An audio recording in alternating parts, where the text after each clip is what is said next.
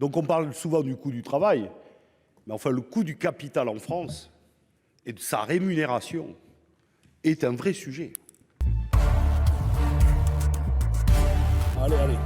La présidente, monsieur le ministre, mes chers collègues, tant qu'on parle du partage de la valeur, il y a une question qui devrait nous réunir. En 40 ans, le travail a perdu 10 points au profit du capital.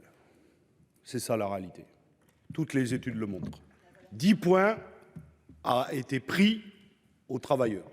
Donc on parle souvent du coût du travail, mais enfin le coût du capital en France et de sa rémunération est un vrai sujet.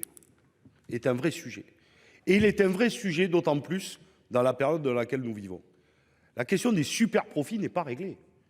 Quand on a des armateurs, des énergéticiens, des pétroliers qui amassent non pas un chiffre d'affaires, on fait bien la différence, des bénéfices nets à plusieurs milliards, voire dizaines de milliards, parfois même sur un trimestre, avec des records absolus, et ne versent aucune prime, voire aucune augmentation de salaire à leurs employés, ça existe, hein, parce qu'on parle beaucoup là des négociations. Je vous prends Total Énergie.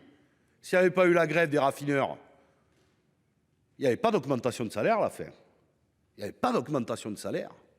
Il y avait des NAO qui allaient s'ouvrir, une petite rémunération à 2 points, quand les dividendes avaient explosé. Et heureusement qu'il y a eu une grève puissante dans l'entreprise pour arracher 800 € d'augmentation et de primes. Non mais c'est ça dont on parle.